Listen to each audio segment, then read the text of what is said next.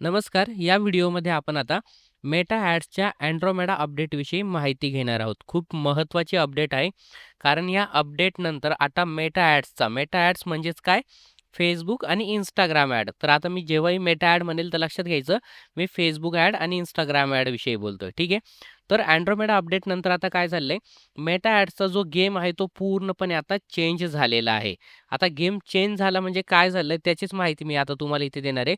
पूर्वी ॲडव्हर्टाइजमेंटच्या रिझल्टसाठी ज्या strategy use केल्या जायच्या, त्यामध्ये आता आपल्याला बदल करावा लागणार आहे. ठीक आहे. तुम्ही जर ही अपडेट व्यवस्थित समजून नाही घेतली आणि त्याप्रमाणे जर तुम्ही ॲडव्हर्टाइजमेंट डिझाइन नाही केली, म्हणजे तुमचं जर कॅम्पेन डिझाइन नाही केलं, तर तुम्हाला रिझल्ट मिळवण्यामध्ये अडचणी येऊ शकतात.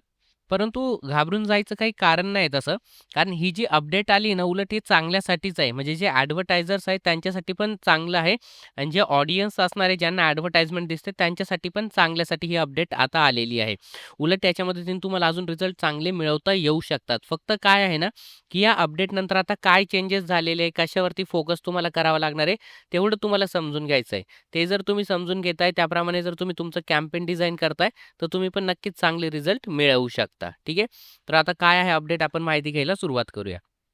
हां, आता पहिली इथे आपल्याला समजून घ्यायचं आहे, की ही जी अपडेट आली, तर याच्यापूर्वी काय होतं, ज्यावेळेस आपण ॲडव्हर्टाइजमेंट रन करायचो Facebook किंवा Instagramवरती, तर त्याच्यामध्ये जो फोकस असायचा आपला, तो असायचा डिटेल टार्गेटिंगवरती.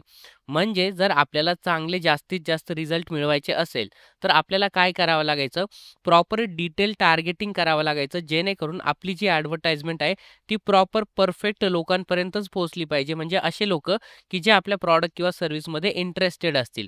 जेणेकरून मग आपल्याला चांगल्या प्रकारचे रिझल्ट मिळाले पाहिजे. त्यासाठी आपण ऑडियन्सच्या सेक्शनमध्ये जायचो, तिथे लोकेशन सिलेक्ट करायचो, एज, जेंडर आणि त्यानंतर डिटेल टार्गेटिंगमध्ये इंटरेस्ट वगैरे त्याच्या रिलेटेडचे ऑप्शन आपण घेत होतो प्रॉपर डिटेल टार्गेटिंग करण्यासाठी. आणि मग जे ऑप्शन आपण सिलेक्ट केले त्या पद्धतीने Facebook आणि Instagram पण काय करत होतं, जे आपण ऑप्शन ठेवले त्या पद्धतीने त्यानुसार त्या लोकांपर्यंत आपली ॲडव्हर्टाइजमेंट ते पोहोचवत होतं. त्याच्यासाठी ते डिटेल टार्गेटिंगचा यूज करत होतं. मात्र आता काय झालेलं आहे, या अपडेटनंतर जो फोकस आहे ना, तो आता क्रिएटिव्हवरती असणार आहे. डिटेल टार्गेटिंगचं आता जे महत्त्व आहे ते थोडंसं कमी झालेलं आहे. असं नाही की पूर्ण झिरो झालं, थोडंसं कमी झालेलं आहे महत्त्व आणि जे क्रिएटिव्ह असतं ना, त्याचं महत्त्व आता वाढलेलं आहे. आता क्रिएटिव्ह मी ज्यावेळेस म्हणतोय म्हणजे काय येतं, त्यामध्ये इमेज आली किंवा व्हिडिओ असेल तर व्हिडिओ आला आणि त्याच्यासोबत जे टेक्स्ट आपण यूज करतो, प्रायमरी टेक्स्ट असेल, हेडलाईन असेल, त्याला सर्वांना आपण एकत्रितपणे क्रिएटिव्ह म्हणत असतो. तर याचं महत्त्व आता वाढलेलं आहे. तर आता Andromeda अपडेटमध्ये पण आता त्यांनी काय केलेलं आहे, की आता जी ॲडव्हर्टाइजमेंट तुमची दाखवली जाणार आहे ना, तिथे डिटेल टार्गेटिंगपेक्षा क्रिएटिव्हचा विचार केला जाणार आहे. तुमचं क्रिएटिव्हला त्यांची जी एआय सिस्टम आहे, ती चेक करणार आहे. त्यानुसार ठरवणार, की तुमची ॲडव्हर्टाइजमेंट आता कोणाला दिसली पाहिजे. त्यासाठी मग आता तुम्हाला काय करावं लागणार आहे, तुम्हाला तुमची स्ट्रॅटेजी बदलावी लागणार आहे. तुम्हाला जास्तीत जास्त फोकस तुमचा क्रिएटिव्हवरती ठेवावा लागणार आहे. आता इथे मेटा काय करतंय ना, जास्तीत जास्त फोकस आता थोडंसं ना युजर्सवरती करतंय किंवा ऑडियन्सवरती करतंय. पूर्वी काय व्हायचं आता तुम्ही जे लोकेशन घेतलं असेल, एज ग्रुप घेतला असेल आणि डिटेल टार्गेटिंगमध्ये समजा तुम्ही जे काही इंटरेस्ट वगैरे घेतलेलं असेल, त्याच पद्धतीने आता समजा बाकीचे पण ॲडव्हर्टायझर्स असतील, त्यांनी पण ते लोकेशन, एज ग्रुप आणि तेच इंटरेस्ट वगैरे जर घेतलेलं असेल, तर काय व्हायचं त्या इंटरेस्टमध्ये, त्या लोकेशनमध्ये आणि त्या एज ग्रुपमध्ये जे लोकं बसताय ना, त्यांना त्या सर्वांच्या ॲडव्हर्टाइजमेंट दिसायच्या. म्हणजे काय होत होतं ना तिथे, की ऑडियन्स जी होती ना, त्यांना खूप जास्त ॲडव्हर्टाइजमेंट दिसायच्या. भरपूर वेगवेगळ्या ॲडव्हर्टाइजमेंट त्यांना तिथे दिसत होत्या. आता मेटाने काय केलेलं आहे, की आता ज्या ॲडव्हर्टाइजमेंट आहे ना, त्या थोड्याशा कमी केलेल्या आहे. म्हणजे जे युजर आहे, ऑडियन्स आहे ना, त्यांना आता खूप जास्त ॲडव्हर्टाइजमेंट नाही दिसणार, थोड्याशा कमी ॲडव्हर्टाइजमेंट दिसणार आहे. तुम्ही पण कदाचित नोटीस केलं असेल, तुम्हाला पण यापूर्वी जर कधी बघितलं खूप जास्त ॲडव्हर्टाइजमेंट दिसायच्या, आता थोड्याशा कमी ॲडव्हर्टाइजमेंट तुम्हाला कदाचित दिसायला लागलेल्या असणार आहेत. मग आता त्यामध्ये काय होणार आहे, त्यामध्ये पूर्णपणे क्रिएटिव्हचा विचार केला जाईल. म्हणजे समजा डिटेल टार्गेटिंगमध्ये जरी तुम्ही काही इंटरेस्टचे ऑप्शन सिलेक्ट केलेले असतील, त्यामध्ये जर काही लोकं बसत जरी असतील ना, तरी कदाचित त्यांना तुमची ॲडव्हर्टाइजमेंट नाही दिसणार. आणि असं पण होऊ शकतं, की जे ऑप्शन तुम्ही डिटेल टार्गेटिंगमध्ये केलेले नाहीये आणि त्या ऑप्शनमध्ये काही लोकं बसतायत, तर त्यांना सुद्धा तुमची ॲडव्हर्टाइजमेंट दिसू शकते. आता कशा पद्धतीने डिटेल टार्गेटिंगचं महत्त्व कमी झालं ना, ते प्रॅक्टिकली मी तुम्हाला दाखवतो. आता इथे मी एक डेमो कॅम्पेन ओपन केले. त्याच्या सेटमध्ये मी आलो. सेटमध्ये जिथे आपण ऑडियन्सच्या सेक्शनमध्ये जात असतो, तिथे मी आलेलो आहे. इथे ऑडियन्समध्ये, ठीक आहे. ऑडियन्समध्ये आता इथे पहिले तर लोकेशन आपण सिलेक्ट करतो. पूर्वी काय असायचं, लोकेशन आपण घ्यायचो, त्याच्याच खाली लगेच एज असायचं, एज ग्रुप असायचं, जेंडर असायचं आणि डिटेल टार्गेटिंग असायचं. तिथेच आपण त्याची सेटिंग करत होतो. मात्र आता इथे जर बघितलं ना, खाली आलं ना, आता एक वेगळं ऑप्शन आपल्याला इथे दिसतंय. शो सजेशनचं. इथे पण दिसेल तुम्हाला सजेस्ट ॲन ऑडियन्स. म्हणजे आता पहिले मी शो सजेशनवरती तुम्हाला क्लिक करून दाखवतो. इथे दिसतंय शो सजेशन. मी झूम करतो. त्याच्यावरती मी क्लिक केलं. आता बघा मी सजेशनवरती क्लिक केलं तेव्हा इथे आपल्याला एज ग्रुप, जेंडर आणि डिटेल टार्गेटिंग आता दिसत आहे. म्हणजे याचा अर्थ काय? आता हे जे आहेत ना, हे फिक्स नाही राहिलेलं आहे. म्हणजे तुम्ही हे सिलेक्ट केलं म्हणजे त्या लोकांपर्यंत तुमची ॲड पोहोचणारच, अशी काही गॅरंटी राहिलेली नाही. हे जे ऑप्शन आहे ते फक्त आपल्याकडनं ॲज अ सजेशन म्हणून घेताय. एक आपलं फक्त मत घेताय, की ह्या लोकांपर्यंत माझी ॲडव्हर्टाइजमेंट पोहोचली पाहिजे असं मला वाटतंय. म्हणजे आपण ते त्यांना सांगतोय त्या सिस्टमला. मात्र ते त्याच लोकांपर्यंत फक्त आपली ॲडव्हर्टाइजमेंट पोहोचवतील असं नाहीये. आता तुम्ही जे ऑप्शन घेतले त्यांच्यापर्यंत तर तुमची ॲडव्हर्टाइजमेंट पोहोचू शकते, परंतु त्याच्या बाहेर सुद्धा इतर लोकांपर्यंत तुमची ॲडव्हर्टाइजमेंट पोहोचू शकते. आता ते त्याच्यासाठी विचार कशाचा केला जाईल, तर ॲड क्रिएटिव्हचा विचार केला जाईल. मेटाची एआय सिस्टम चेक करणार तुमचा ॲड क्रिएटिव्ह आणि त्यांना जर वाटलं, काही ऑप्शन असे आहेत ज्याच्यामध्ये समजा एज असेल किंवा डिटेल टार्गेटिंग वगैरे असेल, जे तुम्ही इथे सिलेक्ट नाही केलेलं आहे. तुमचा एज ग्रुपमध्ये पण ते एज बसत नाही. म्हणजे तुम्ही जे ऑप्शन सिलेक्ट केले त्याच्यापेक्षा कमी किंवा जास्त एज असेल किंवा डिटेल टार्गेटिंगमध्ये तुम्ही जे काही ऑप्शन ॲड केले, त्याच्या व्यतिरिक्त वेगळ्या टॉपिकमध्ये समजा ते एखाद्या व्यक्तीचा इंटरेस्ट असेल. परंतु मेटाच्या एआय सिस्टमला जर असं वाटलं तुमच्या ॲड क्रिएटिव्हवरनं, की हा एखादा व्यक्ती तो या प्रॉडक्ट किंवा या सर्व्हिसमध्ये इंटरेस्टेड असू शकतो, या ॲडव्हर्टाइजमेंटमध्ये इंटरेस्टेड असू शकतो, त्याच्या करंट ॲक्टिव्हिटीवरनं वगैरे. तर तो त्याला सुद्धा तुमची ॲडव्हर्टाइजमेंट दाखवू शकतो. म्हणजे हे ऑप्शन आहे हे फक्त ॲज अ सजेशन म्हणून राहिलेले आहे. तर त्यावरूनच आपल्याला इथे आता लक्षात आलं पाहिजे, की हे जे डिटेल टार्गेटिंग वगैरे हे जे ऑप्शन आहे, याचं महत्त्व आता कुठेतरी कमी होऊ लागलेलं आहे किंवा कमी झालेलं आहे. आणि अजून एक गोष्ट म्हणजे तुम्ही यापूर्वी खूप जास्त ॲडव्हर्टाइजमेंट वगैरे रन केले असेल, डिटेल टार्गेटिंगचा जर तुम्ही खूप जास्त यूज वगैरे केला असेल ना, तर तुम्हाला तिथे अशी पण एक गोष्ट लक्षात येईल, की डिटेल टार्गेटिंगमधले ना आता काही ऑप्शनसुद्धा कमी होऊ लागलेले आहे. अजून पण कदाचित ऑप्शन आता त्यामधले कमी होऊ शकतात. कारण आता कन्सेप्ट काय आलेली आहे या नवीन अपडेटनुसार, तुम्हाला जर ॲड रन करायची आहे, त्या केसमध्ये तुम्ही ओपन टार्गेटिंग जरी केलं, तरी देखील तुम्हाला रिझल्ट मिळू शकतात. ओपन टार्गेटिंग म्हणजे काय? तुम्ही इथे फक्त समजा लोकेशन सिलेक्ट केलं, एज ग्रुप तुम्हाला पाहिजे तो सिलेक्ट केला समजा आणि डिटेल टार्गेटिंगमध्ये तुम्ही काहीच सिलेक्ट नाही केलं. कोणता इंटरेस्टमध्ये असणाऱ्या लोकांना तुम्हाला ॲड दाखवायची वगैरे काहीच तुम्ही तिथे नाही सांगितलं. आता पूर्वी जर असं केलं असतं तर काय झालं असतं? तुम्ही जे लोकेशन घेतलं, एज ग्रुप घेतलं, त्यामधल्या रँडमली कोणत्याही लोकांना ॲडव्हर्टाइजमेंट दिसली असती. जर तुम्ही डिटेल टार्गेटिंगमध्ये काही सिलेक्टच केलं नसतं तर.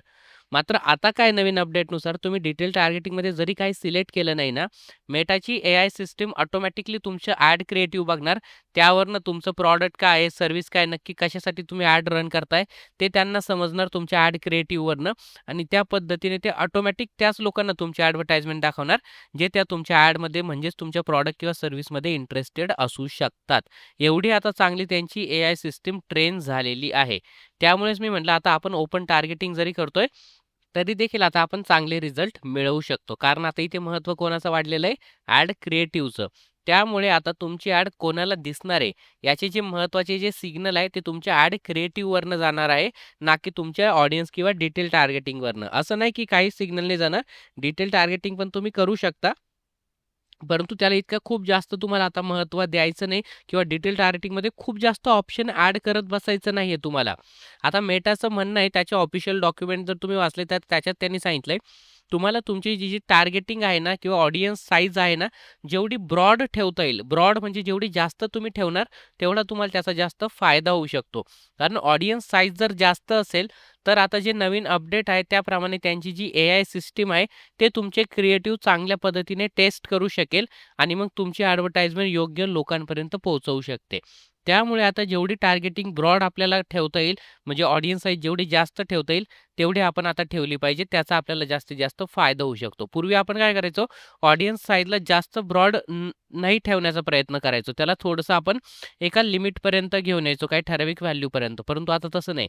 जितकी जास्त ब्रॉड साईज तुम्ही ठेवणार, जास्त ऑडियन्सची साईज ठेवणार, तेवढा तुम्हाला जास्त इथे फायदा होऊ शकतो. त्यामुळे डिटेल टार्गेटिंगमध्ये तुम्ही काही ॲड नाही केलं तरी चालेल किंवा करायचं असेल 1, 2 किंवा 2-3 जास्तीत जास्त मेन तुमचे इंटरेस्टचे वगैरे जे ऑप्शन असतील ते तुम्ही ॲड करू शकता. जास्त काही खूप जास्त 15, 20, 25 ऑप्शन आता ॲड करत बसू नका. पूर्वी आपण तसं करायचो. जर तुम्ही तसं करत असाल तर तुम्ही टेस्ट करून बघा. तशी पण एक ॲड रन करून बघा आणि सेपरेट फक्त ओपन टार्गेटिंग किंवा 1-2 ऑप्शन डिटेल टार्गेटिंगमध्ये ॲड करून तशी पण ॲड रन करून बघा. त्यावरनं तुम्हाला फरक जाणवेल कुठे तुम्हाला रिझल्ट मिळत आहे, कुठे रिझल्ट मिळत नाहीये. आता हे झालं डिटेल टार्गेटिंगच्या बाबतीत. परंतु आता ॲड क्रिएटिव्हच्या बाबतीत तुम्हाला काय करायचं ते सांगतो. आता तसं ॲड क्रिएटिव्हसाठी भरपूर त्यांनी पुढे ह्या ॲड लेव्हलला आपली जी तिसरी लेव्हल असते, तिथे अजून एक्स्ट्रा ऑप्शन पण त्यांनी ॲड केलेले आहे. आता एआय सिस्टम पण तिथे त्यांनी ॲड केली. त्याच्या मदतीने काय होतं, आपण जे इमेज वगैरे ॲड केली असेल, त्याचे मल्टिपल व्हर्जन पण आपण तिथे क्रिएट करून ते यूज करू शकतो. ते मी प्रॅक्टिकली ज्या व्हिडिओमध्ये आपण कॅम्पेन रन करणार आहोत, त्यामध्ये मी तुम्हाला सांगेल. फक्त आता एक गोष्ट लक्षात काय ठेवायची, पूर्वी आपण काय करायचो, आपण स्ट्रॅटेजी कशी यूज करायचो, आपण काय करायचो, एखादं कॅम्पेन आपल्याला डिझाइन करायचं असेल, ते कॅम्पेन आपण डिझाइन करायचो. त्यामध्ये आपण 2 ते 3 ॲड सेट वेगवेगळे बनवायचो. 2, 3 किंवा त्याच्यापेक्षा जास्त पण बनवायचो. आता वेगवेगळे ॲड सेट आपण का बनवायचो? त्या प्रत्येक ॲड सेटमध्ये ना वेगवेगळी ऑडियन्सचं आपण टेस्टिंग करायचो किंवा डिटेल टार्गेटिंगचं. म्हणजे पहिला ॲड सेट घेतला, त्याच्यामध्ये जे लोकेशन, एज ग्रुप आपण सेम ठेवलं. डिटेल टार्गेटिंगमध्ये काही इंटरेस्ट आपण ठराविक ऑप्शन ॲड करणार. त्यानंतर दुसऱ्या ॲड सेटमध्ये आपण लोकेशन, एज ग्रुप सेम ठेवणार. डिटेल टार्गेटिंगमध्ये वेगळे काहीतरी इंटरेस्टचे ऑप्शन ॲड करणार. तसं तिसऱ्या, चौथ्या ॲड सेटमध्ये वेगळे ऑप्शन ॲड करणार. म्हणजे थोडक्यात सांगायचं झालं तर काय आपण ॲड सेट लेव्हलला वेगवेगळ्या ऑडियन्सचं किंवा डिटेल टार्गेटिंगचं टेस्टिंग करत होतो. मात्र आता तुम्हाला तसं नाही करायचंय. तुम्ही सिंपल एक कॅम्पेन ठेवलं, त्याच्यात एक ॲड सेट ठेवला सिंपल. जे लोकेशन तुम्हाला पाहिजे ते एज ग्रुप पाहिजे तो एज ग्रुप ठेवला. डिटेल टार्गेटिंगमध्ये 1-2 मेन ऑप्शन तुम्ही ॲड करून ठेवले फक्त. तेवढं करायचं, एकच ॲड सेट ठेवायचा. मात्र त्या ॲड सेटमध्ये ही जी ॲड असते ना, आपली जी तिसरी लेव्हल असते ना ॲड लेव्हल, याचे मल्टिपल व्हर्जन तुम्हाला ॲड करायचे.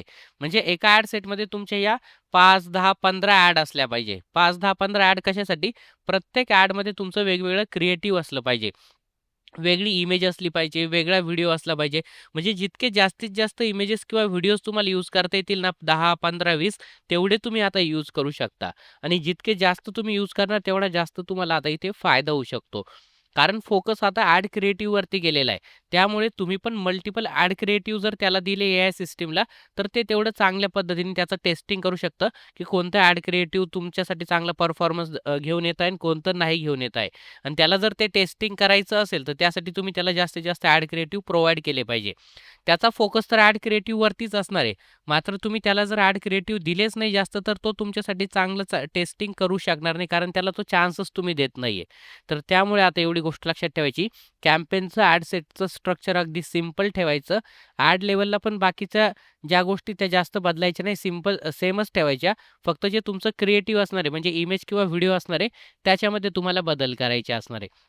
बाकी प्रायमरी टेक्स्ट आणि हेडलाईन पण आपल्याला वेगवेगळ्या यूज करायच्या आहे. परंतु ते डायरेक्ट प्रत्येक ॲडमध्ये तुम्हाला वेगळं-वेगळं ॲड करण्याची गरज नाही आहे, हेडलाईन किंवा प्रायमरी टेक्स्ट. ते एकाच ॲडमध्ये आता एका वेळेस आपण 5 हेडलाईन किंवा 5 प्रायमरी टेक्स्ट देऊ शकतो. ते ऑप्शन त्यांनी दिलेलं आहे. ज्यावेळेस मी पूर्ण ॲड कॅम्पेन तुम्हाला रन करून दाखवेल, त्यावेळेस ते तुम्हाला समजणार आहे. ठीक आहे. फक्त या व्हिडिओचा माझा उद्देश काय होता, की नवीन अपडेट नक्की काय आहे? त्याची काय कन्सेप्ट आहे आणि काय बदल झालेले आहे आता आणि तुम्हाला फोकस आता कशावरती केला पाहिजे, त्याची माहिती मला तुमच्यापर्यंत पोहोचवायची होती. तर मी आशा करतो, की हे जे नवीन Andromeda अपडेट आहे, ते नक्की काय आहे ते आता तुम्हाला समजलेलं असेल. तरी देखील जर तुमचा काही प्रश्न असेल, काही डाऊट असेल, तुम्ही या व्हिडिओच्या खाली मला विचारू शकता किंवा मला WhatsAppला पण तुम्ही मेसेज करू शकता. धन्यवाद.